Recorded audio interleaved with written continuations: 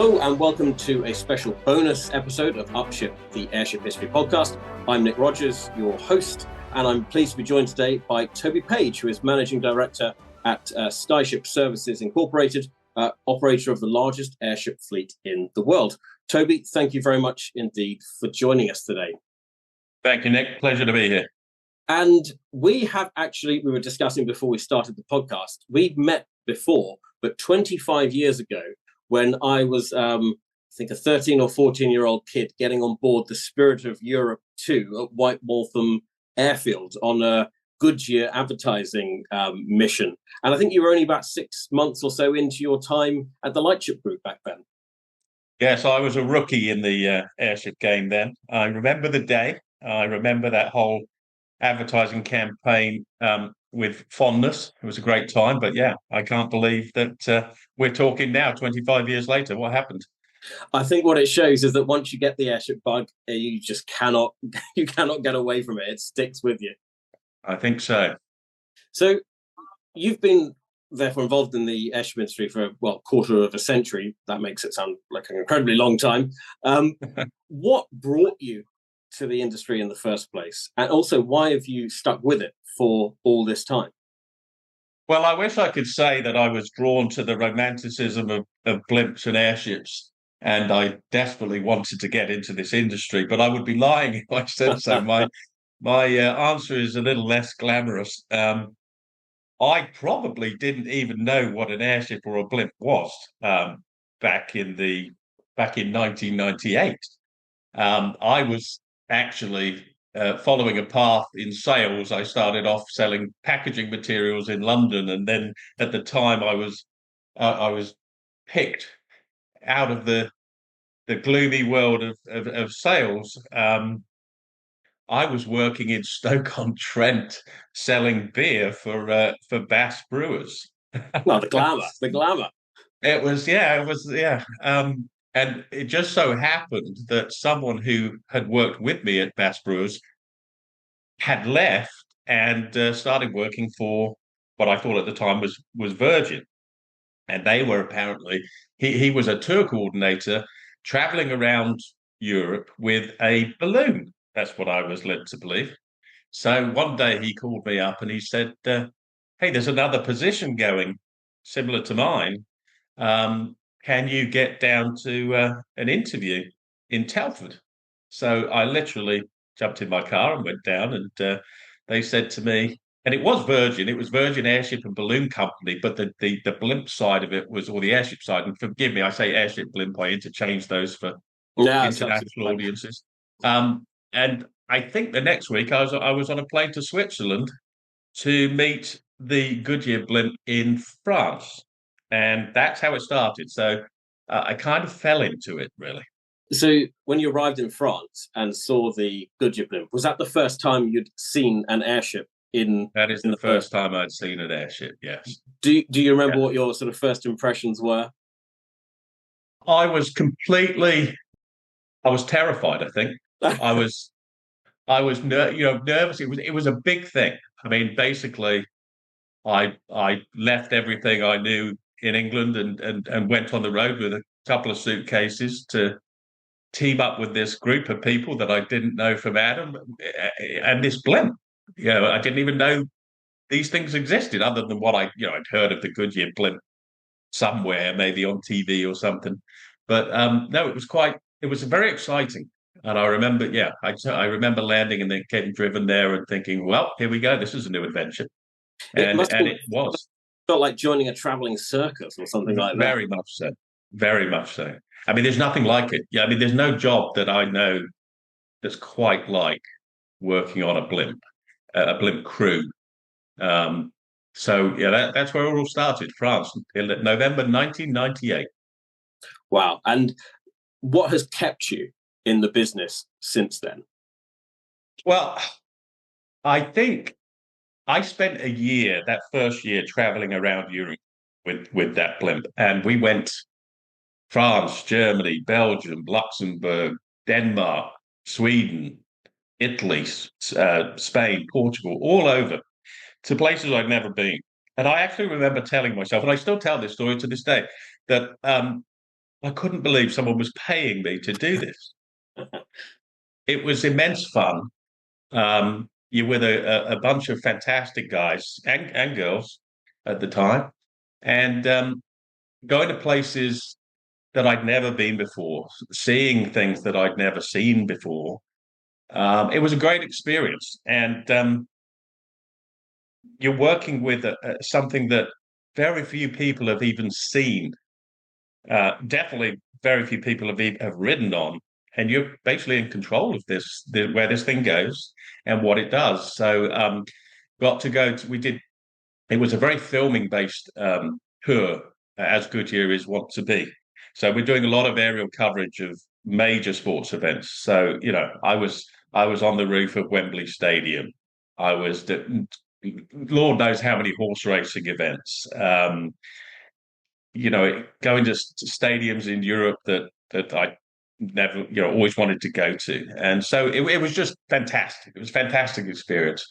And I was in Denmark we were in Copenhagen for one of the Europe's biggest rock festivals. It was called Roskilde. And I remember I was backstage with Metallica, and Marilyn Manson was standing next to me. People know him, and the blimp was overhead, and we were filming for the local Danish TV network, and it was just fantastic experience. And literally, while we were in Denmark, I received a call from our office in Telford, and my boss at the time broached the idea of me going to America and getting involved in the marketing department over there. And I said, absolutely, yeah, let's give it a go. And then within a couple of weeks or months, I was flying into Orlando for another adventure, and I've been here ever since. I still live in Orlando. Um, I have to say that a lot of this I have to thank a previous guest of yours.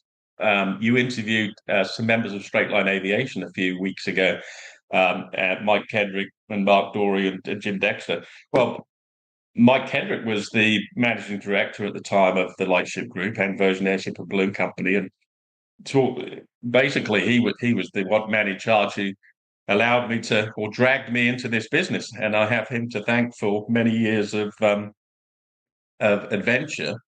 And he also really introduced me to my wife as well, because my wife, when I came over to the States, was the account manager for the Budweiser blimp.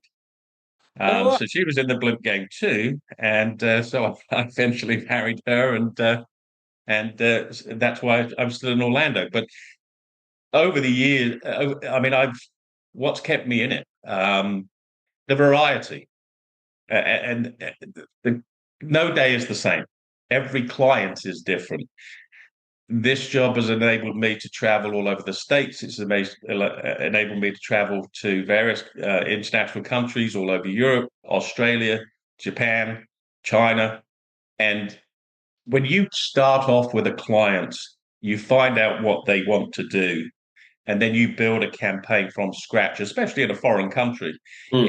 It's a big logistical job that involves a big team, and it's full of variety and fun. It can be stressful, but it keeps your attention, and I just loved that throughout the years, and I'm still doing it to this day.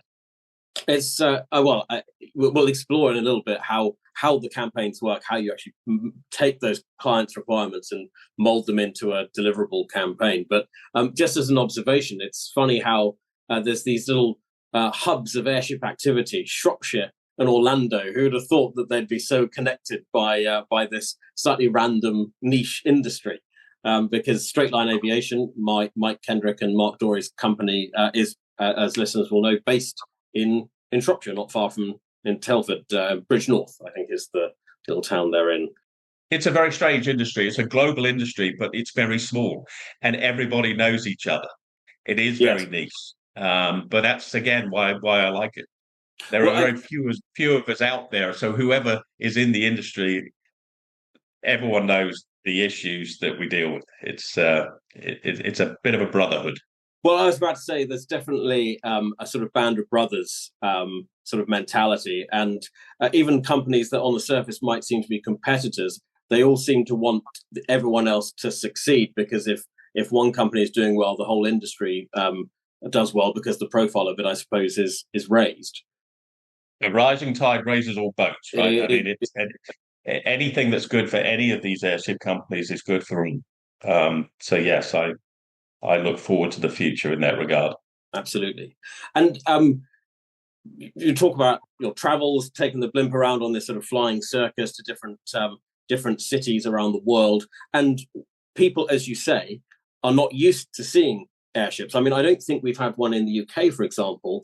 I think for a good 3 or 4 years. The Goodyear blimp came a few years ago, due to come back this year as part of the 100th anniversary celebrations. But what have you seen as people's reactions on seeing some of the airships that you've been flying? Is it that sort of, wow, what the hell is that up in the sky? Is it sort of lack of understanding? What have people reacted, or how have people reacted as they've seen you?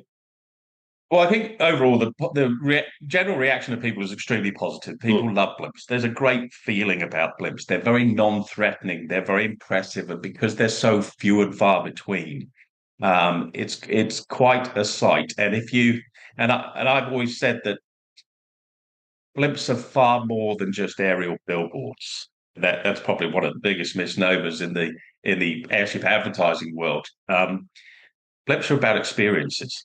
And people love experiences. I remember, and I've probably been using this quote for years and years and years. There was a quite well-known advertising design professor at the University of Tennessee called Robin Blakeman. And she said, the more extraordinary the experience or atypical the location or surface, the larger the impression on the target. And that's a pretty key description of the impact of blimps in advertising. People love them, and if you can get them up in the blimp for a ride, it's the most awesome experience, as you know. Oh, absolutely. My ride on the Spirit of Europe 2, one of those moments in life that will stay with me for absolutely ever. It is a very special, unusual and unique experience. I mean, and you said it. I mean, people remember their experience with the blimp forever. So, with your experience in the airship industry, you've seen a lot of things change and evolve. The industry has definitely had its ups and downs. So, in terms of the industry overall, what have been some of the key moments that you've experienced in your career? Well, I think I've been kind of fortunate to be in the business, or starting out the business, just before some of the key changes. And I've experienced these changes over the past 25 years. Prior to me entering the industry in 98, I think there was a bit of a heyday of advertising blimps in the 80s and 90s, especially in the United States. It was a lot easier to fly. The infrastructure was there, and I think the advertising world was a lot simpler. Where could you advertise back in the 90s? You're basically talking TV, radio, print. People were still reading newspapers, outdoor billboards. It was fairly simplistic. So blimps were a fantastic alternative for mass marketing and mass advertising. Then what really started to change things, in my opinion, was the advent of the internet. I mean, I remember when I came over to the United States in '99, I had an email address. I think my first email address was probably in like '97. So and when I was on the road in Europe, I had an AOL address, and we were using dial-up. Yep. Noise that made.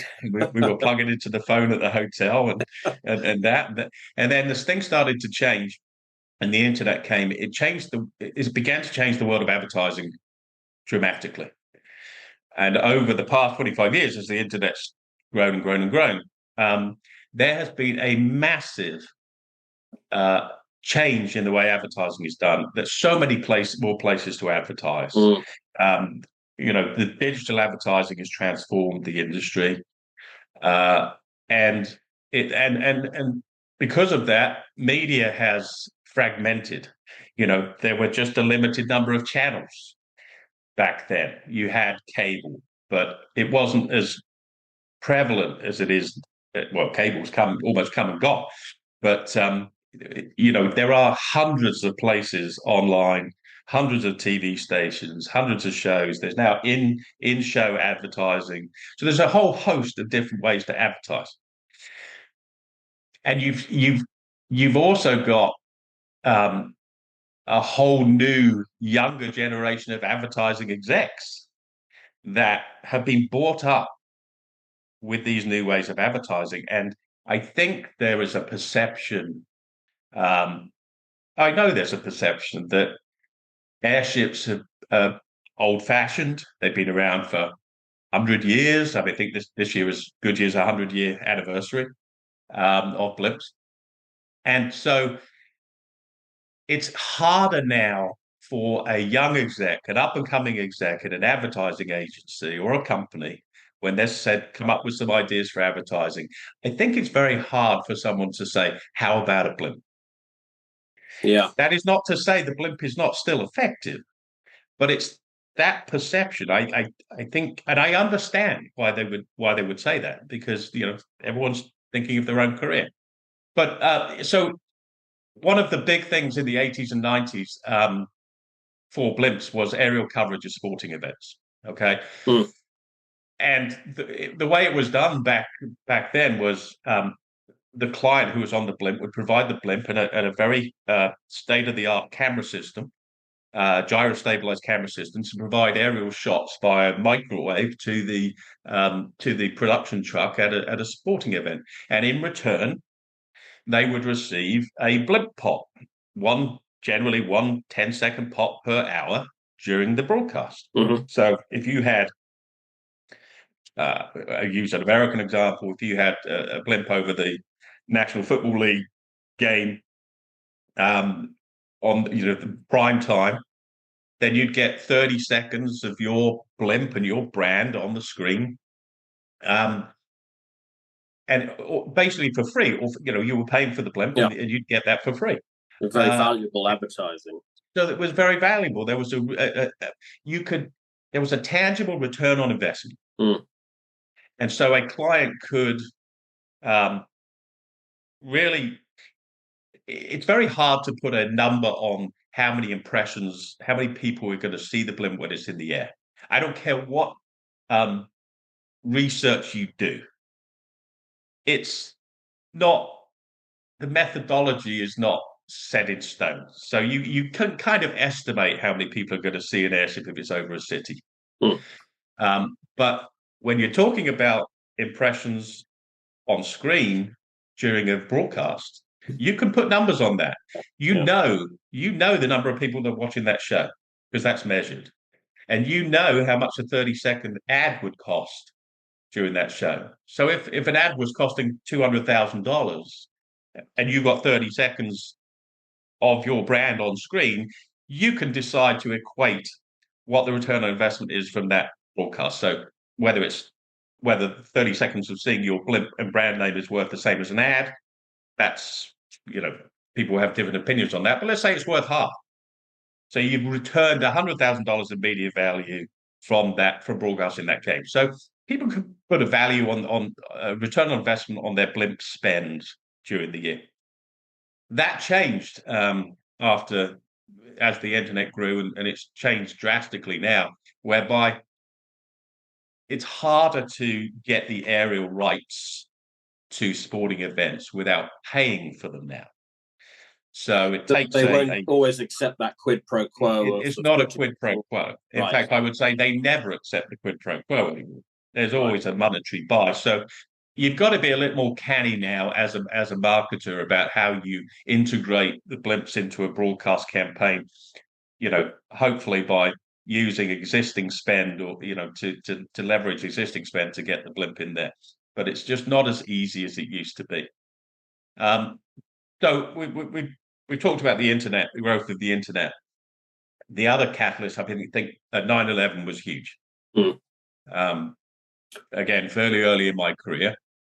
So what was the impact of 9/11? Obviously, on the day itself, all aviation in the United States and elsewhere was grounded. I think we were grounded for 2 weeks, if my memory serves me right, but we couldn't fly at all. And then after that, there were limitations. And immediately, the government started looking at restrictions around stadiums. There'd never been restrictions around stadiums before. So, the government worked with aviation companies. They worked with Goodyear. They talked to us. And they were basically really talking to the big sporting leagues, the NFL, Major League Baseball, NCAA, college sports, about restrictions to keep people safe in stadiums. I think there was a lot of knee-jerk reactions at the time, but it culminated in a law that was passed as part of, I think, the Homeland Security Act, where you could no longer fly over a stadium during a game. So the restriction is basically 3,000 feet above the stadium and 3 miles out from the stadium. There was, if you imagine, this dome protected airspace that you couldn't get in without a waiver. So, back in, I can't remember the year, but one year during the Super Bowl, there was like 5 blimps flying over the stadium. I mean, it was just so common to see a lot of blimps flying over the stadium. Now you wouldn't see any. I mean, initially, and I think we probably lost a substantial amount of our business almost overnight. We had some very long-term contracts with some very high-profile clients that said, if we're not doing events, we're not going to spend the money. You couldn't. I mean, if you were covering the Super Bowl was the holy grail, and you couldn't cover the Super Bowl. That was gone. It was gone overnight. But over the years, we took a dip. We took a big dip, and it was a way of coming out of that. Well, it's funny, isn't it? Because the way these things work, you've got an enormous national problem of how do you make airspace more secure, and it seems like the airship industry was collateral damage in a huge political environment, which is just it's unfortunate. But you say that you've pulled back out. Have restrictions eased, or have you just found different ways of working and different ways of generating revenue?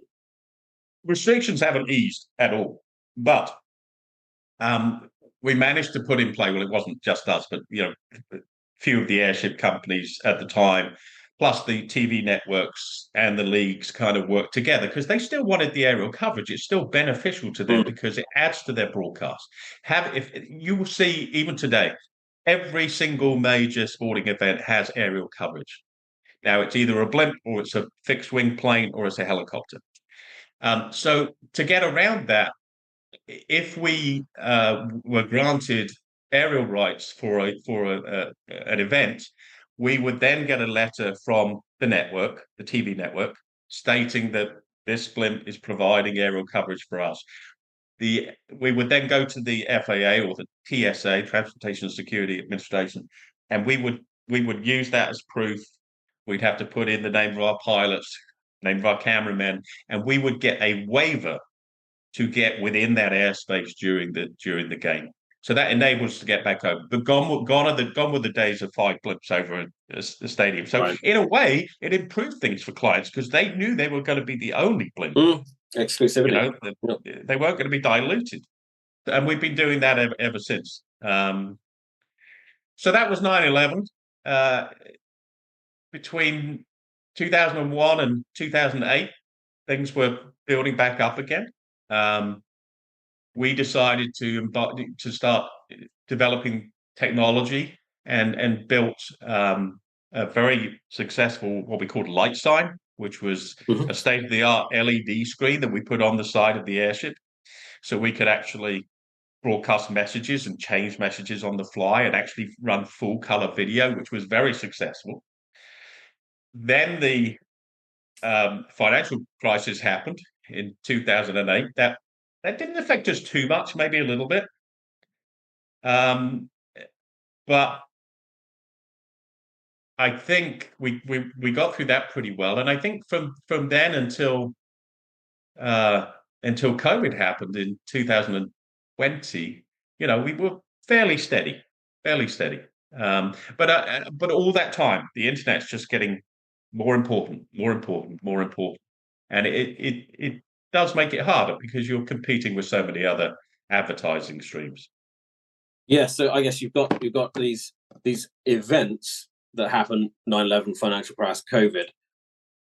But then in the background, there's the constantly changing landscape of the media and the advertising industry more generally that you're trying also to roll with. I guess no one ever said this stuff would be easy, did they? As business is not an easy thing to do. But actually, just you're talking about your videos on the side of the airship, the screen on the side of the airship, just reminds me that my last historical episode 10 of the podcast, which is all about how the airships prepared for World War One, but also talks about Parsifal and their airships. And they had the first projection on the side of one of their airships, the PL6, I think it would have been about, I don't know, 1910, 1912, something like that. And they had a projection system that would project images of chocolate, cakes, whatever German products it was, on the side of their airships, and they'd fly over Hamburg or Berlin quite successfully. So it's the idea of lighting up airships and putting video or images on them that you can see them at night. That's been around since the very, very early days of non-rigid airships. Yeah, and it's a very important technology, and it's just a case of what we want to do is just continually improve that, because it's now you've got to be able to be seen in the day. There's only limited times you could actually be flying at night, so you've got to be seen in the day. And technology has come on so much, the weight of LEDs, the power of LEDs. There are all sorts of things we could do in the future, and it fits in with working with the internet, because if you can make that sign internet capable, so you could be sitting at a desk in Paris and change what's on that ship in New York, and actually interact with your target market real time. That's huge, and we really started developing that between 2004 and about 2015. Went through a variety of iterations, and the response from clients was fantastic. I mean, we put the first one in Australia, then we did 3 in the United States and 1 in China. And one of our clients, which is one of my favorite clients over the years, DirecTV, um, had one for 10 years, Well, non-stop for 10 years. What did that interaction with the technology look like? In terms of the target market on the ground? Yes, yeah. So basically, you could talk to people real time. So people on the ground, advertising is very much, it can be very passive. Yeah. People they see a brand up there. That's about it. There's no, quid pro quo. But now, especially with the advent of the smartphone, you can put QR codes on the screen. You can send messages direct to people's phones. They can talk to you real time, and that is what people seem to want these days, is that immediate interaction. I guess then it's integrating, isn't it? Integrating the blimp to other types of technology. Very much so, and it's a message that I've tried to get across throughout my career, is that the biggest misunderstanding, and there's a lot of misunderstandings about blimps and blimp advertising, and most people don't know much about blimps.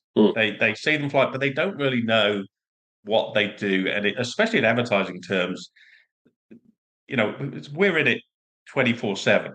So we kind of just, this is obvious, right? But it's not. It's not. We're immersed in it. People think they're aerial billboards, and that's all they are. There is so much more to a blimp than an aerial billboard. Um, to me, they're like a mini sponsorship. Okay, and and and, and they are a lightning rod for your whole marketing campaign. DirecTV used to tell me that they could spend millions and millions on TV ads, of which they did, or any other kind of marketing. But on a Monday at the water cooler, what are they talking about? They're talking about what the Yeah. blimp did that weekend, Yeah. right? Yeah. So the blimp is like a mini sponsorship. If a company, this is a bit of a broad example, but the concept is the same. If a company decided to go and sponsor the World Cup, and they spent $100 million sponsoring the World Cup tournament with FIFA, that isn't the end of their spend. They activate that, and I think a lot of these sponsors, it's in the deal that they have to put certain money aside to activate that sponsorship. Mm. You can't just go and put your name on something and leave it at that. You've got to activate. And the blimp's very similar. There are so many elements to a blimp campaign. I mean, yes, it's an aerial billboard. You've got that obvious side of it. But you've got the possible broadcast integration with major sporting events. You've got activations on the ground. You could have sampling. You could have uh, parties on the ground where the blimp's involved. It's a great media generator. Everyone loves to fly in a blimp. Fly the media, fly influencers. It ties in with digital and social media cues. Every campaign we do now is tied into a company's digital and social media strategy as well. And it's great for internal engagement. So it's a 360-degree marketing campaign. That's what makes it interesting. I don't think I'd be in this business still if it was just I was just selling an aerial billboard and then No, tell me where it's going to fly and that's it. Exactly. It would be like it would be as interesting as selling space on a billboard by the side of a road. But clearly, there's more to it. Now, I mean, I like your phrase that it's a lightning rod for your whole marketing strategy. I mean, it sounds like companies should be building their strategies around the blimp. That it has such power. Yeah, and I'd be naive to think that they would do that, but I do think that they need to integrate it. I'll give you a great example of how it was done right. We worked with Subway last year, and A great campaign, fantastic visual. we wrapped the blimp to look like a Subway sandwich. And it's again something that's changed over the years is the quality, is the ability to print digital, really amazing digital wraps on the blimps, which we couldn't do 20 years ago. Mm. And Subway, they didn't just hire the blimp. They put together a program with the blimp as its centerpiece, where they were introducing a new menu, a new fresh menu, 4 different types of new sandwiches. And they integrated it into their NFL sponsorship. So we went to an NFL game, but they were also advertising for people to come and ride on the Subway sandwich. So they would put online at midnight in a particular, when we were in a particular city, they would auction off. Well, they didn't even auction because there was no money spent. People just had to go online and put their name in at midnight to get a ride on the ship. On average, and I think we did about 40 to 60 rides in each city. On average, they sold out, they filled the spaces within like 90 seconds. Uh, Now that's engagement. That yeah, is true engagement that people are willing to stay up till midnight and do that. And then we went to a city. We had there was a Subway food truck. There was all sorts of displays at the airport. So logistically, we had to arrange that.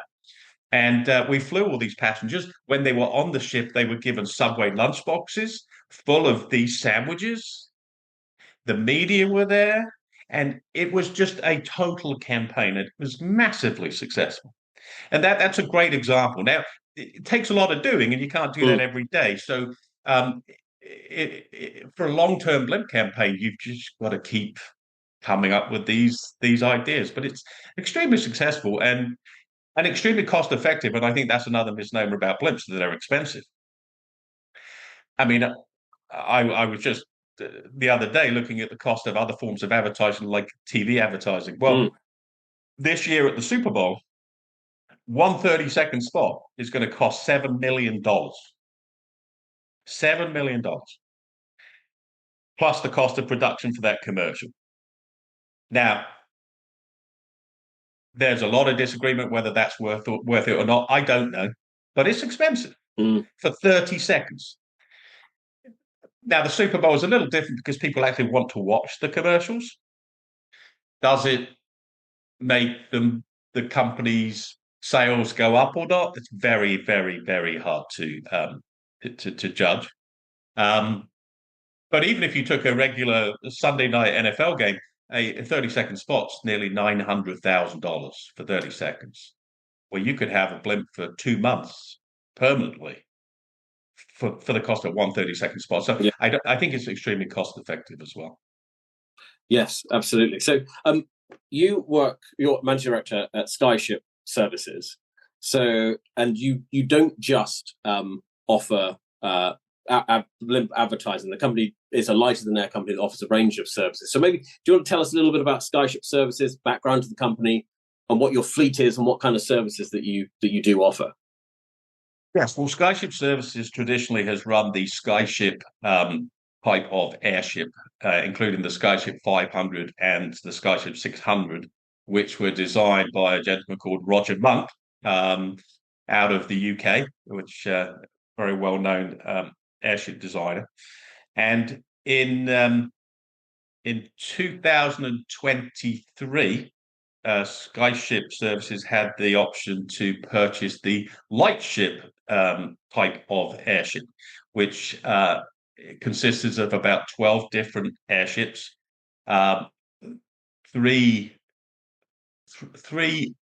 four different models. So we run the A60 Plus, which is a 68,000 cubic foot, 130 foot long light ship. That was the Spirit of Europe 2, was an A60 Yes, an A60 Plus. We have an A60R, which is the same ship with modified engines, Rotax engines, which have reverse capability. Then we have the A150, which is 150,000 cubic feet and 165 feet long. And then the A170, which is 170,000 cubic feet and 178 feet long. And that was designed to be able to carry the weight of the giant 70 by 30 foot light sign that we had on that ship as well. So as part of that fleet, they added to the Skyship airships, the 500 and the 600.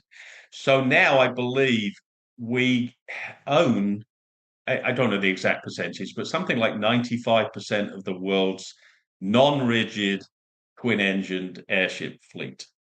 So they're not all up in the sky, but they have the potential to be flying, as required. So yeah, we do have the I believe the largest fleet in the world of airships. But in addition to that, Skyship Services a few years ago purchased the assets and IP from Lockheed Martin of their tethered aerostat business, which is 3 different sizes of tethered aerostat. So basically a blimp-shaped balloon that is tethered to the ground, and that is used for a variety of purposes, mainly military, Department of Defense, Customs and Border Patrol, to provide surveillance and radar surveillance in places like the US-Mexican border, the Florida Straits, the Caribbean, anti-narco-terrorism, anti-drug sort of monitoring. And, there's huge potential in that industry to expand into international areas as well. And that these aerostats have been used in the theater of war, many times over the past 20, 30 years. So we really have expanded into, as an LTA lighter than air company, supplier, and operator. Excellent. But is your personal involvement more on the airship side, or are you involved in the aerostats as well? Very much so on the airship side, which is why I drone on a bit too much sometimes about airships, because I'm so immersed in them. I think you're the right audience for that on this.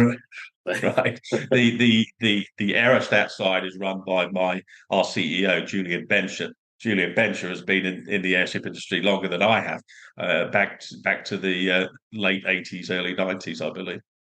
Excellent. So then we sort of touched on this a bit, but going back to the sort of the advertising campaigns that you run, how do you work with clients to put together these campaigns? Because it's something like Subway, for example, as you're saying, it's a logistical challenge. There's all kinds of moving parts. You must have got together and planned all the different elements of what they want to make sure that the whole thing is compelling and impactful and interesting, also fun. So how do you kind of take client requirements and turn them into this sort of integrated all-round campaign? Yeah, but that's part of the fun, because whenever we're contacted by a client, most of the time they have an idea of what they want to achieve, but they don't know what the blimps can do. And a lot of them will come in and have ideas that can't be done, or maybe you need to modify it to fit in with the blimp's capabilities. So the first meeting, we'll find out, well, what are their goals? What are they trying to achieve? Subway had a very good idea of what they wanted to achieve. They wanted to advertise this new menu, and they wanted to do it in a very unique and eye-catching way. They knew that the blimp might only be in a few cities, but the media generated was going to be nationwide. So that's the power of the blimp. So it's basically finding out what they want to do, where they want to go, what's their demographic target market. Are they trying to hit sporting events? If so, which sporting events? Another great example is we worked with a bank, Capital One, last year. We will work with them again this year. Their target was the Final Four, which is the final of the college basketball competition, which is huge in the United States. So everything was based around getting the ship to the Final Four, integrating it into the broadcast, but also then looking at ways of adding to the campaign along the way and having stops from where the blimp starts at our hangar in Nashville, Tennessee. And in this case, we had to get the ship to Phoenix, Arizona, so the other side of the country, where we were going to stop on the way. And so then it's what are we going to do in each city, and then what do we have to do to pull that off? So obviously the initial thing is we have to work on the design of the ship. There's a lot of planning that goes on, a lot of back and forth with our designers and the client to get that design right. Then we have to get the artwork. We have to get the vinyl material in stock.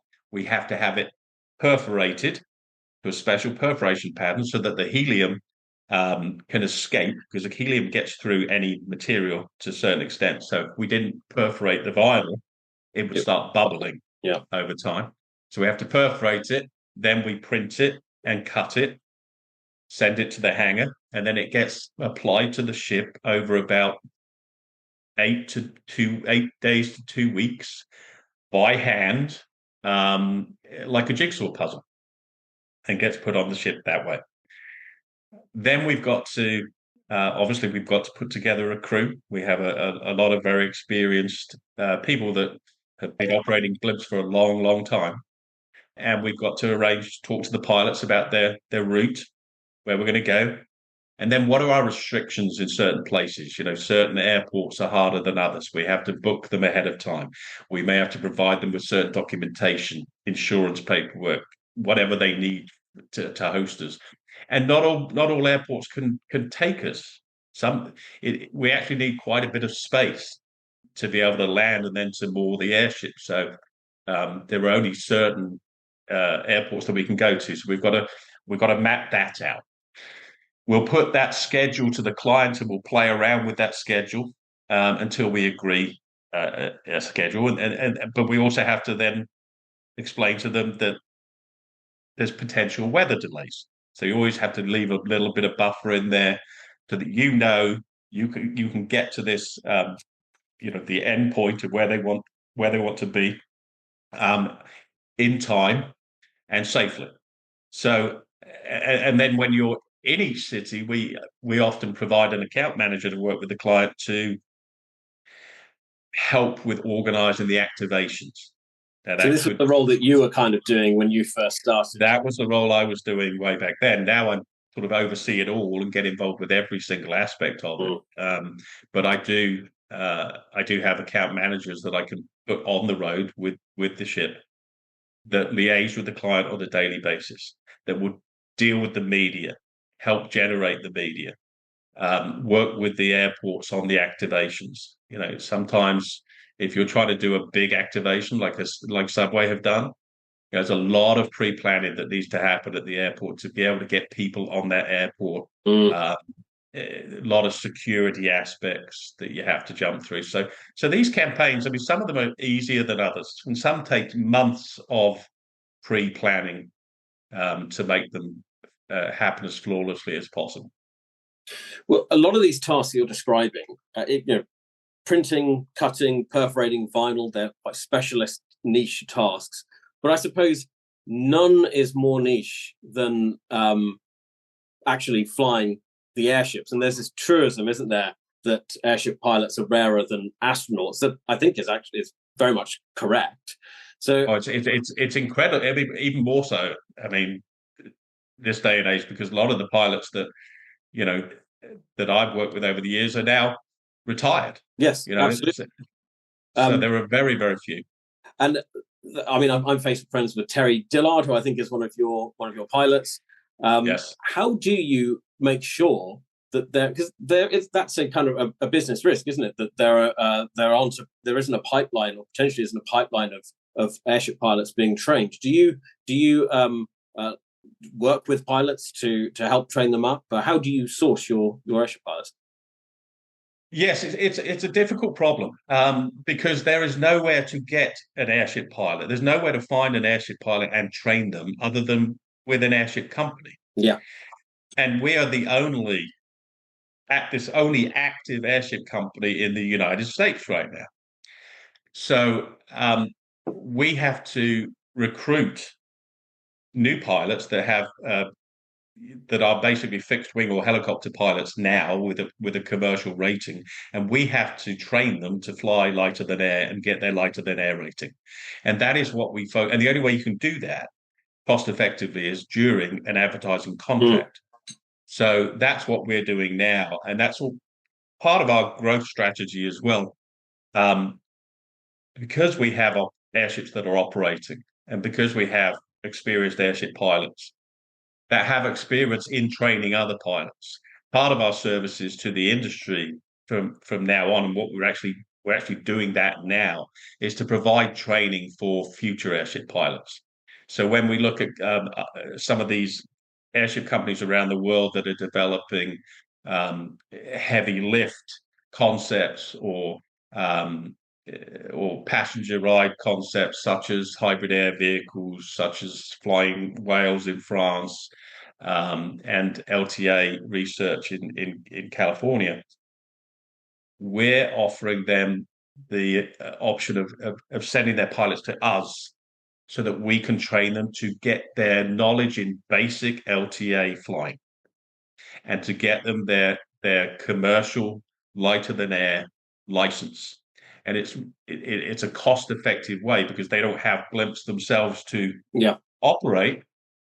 That we do it for them in a cost-effective way, and then plus we have the ability to have different types of training in different airships. So when you're and I'm not a pilot, but know many of them, is that when you start flying LTA, you start small.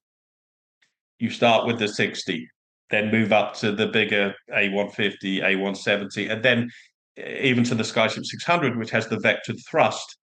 And most of these giant airship projects are going to have some form of vectored thrust, and so we can then train them on with vectored thrust on the Skyship as well, and build up that pipeline of pilots that these companies are going to need in great numbers in the future. Yeah, it goes back to what you said earlier about a rising tide lifts all ships. The industry's small, and people have got to kind of help each other out to that extent. Yeah, and we're not in competition with any of these companies. We're not building giant airships. We're not looking. We're looking at being part of the infrastructure, really, to be able to help train and operate these airships. Absolutely, you could see, key role Skyship Services being an enabler for that sort of thing. Absolutely. There is a lot going on, I think, in the wider airship world at the moment. You mentioned Flying Whales, LTA Research. You also got AT Squared Aerospace and Straightline, who of course you know very well. Where do you see the industry going over the next few years? It's hard to tell. I mean, in terms of the blimp advertising, I think that will continue. I think we need to constantly develop technology. I think we need to develop more efficient, more impressive light science video screens. I can see a point where we could launch airships that have LEDs embedded into the envelope, so the entire airship is a screen. I can see us developing autonomous options, maybe for non-advertising purposes. The airships have a great ability to be up for long periods of time and do non-advertising work like pipeline surveillance or finding anomalies in high tension wires, and that at the moment are done by helicopters. And it's very expensive. So I think there are cost-effective ways for airships to get involved in that. But in terms of the wider industry, it's very exciting seeing the likes of LTA Research, Flying Whales, Hybrid Air Vehicles, and others developing these technologies. They've been working on it for years, but we're seeing the fruits of their labor. We're seeing LTA Research actually have a prototype, outside and undergoing flight testing. We know these things are possible because they were done back in the earlier part of the 20th century with the Hindenburg and stuff like that. We know that the problems that encountered with hydrogen would not be the case today. So I think the biggest problem for any of these companies is getting over public perception. Yeah, absolutely. And I wanted to ask you about that because I think there's two aspects to that, which I did my TEDx talk, which I think you saw about this time last year, about airships and why we don't have them, why we need them, and that was in front of an audience of nearly 1,000 sort of educated, intelligent people in Southwest London. And afterwards, the feedback was from lots of people who came up to me that they were like, wow, I knew nothing at all about airships. People had no frame of reference. They didn't have a language to describe what they were seeing. Balloon was the word that most people would use. And what I found interesting was that so many people didn't even recognize the photographs of the Hindenburg disaster, which I was, assumed were these iconic photographs that would be remembered for hundreds of years, instantly recognizable, but apparently not so much. So what do you think the public perception is of airships at the moment? I don't think there's much of one, to be honest. The example I can give is whenever I'm asked what I do for a living, and this is in America. I mean, I could understand this if it was in Europe or somewhere else where the word blimp is not common and they don't see them around. But in America, everyone should know what a blimp is, right? I hesitate to tell them what I do because when I say I run a blimp company, I think they automatically think it's like a toy company, and that I'm selling balloons, that kind of thing. So there is very little knowledge about blimps, and I think it was like anything. Technology trailblazers are always doubted at first, right? I'm sure the Wright brothers were at the time, and Henry Ford as well. But you're trying to take a perceived old old idea and bring it forward into the modern century.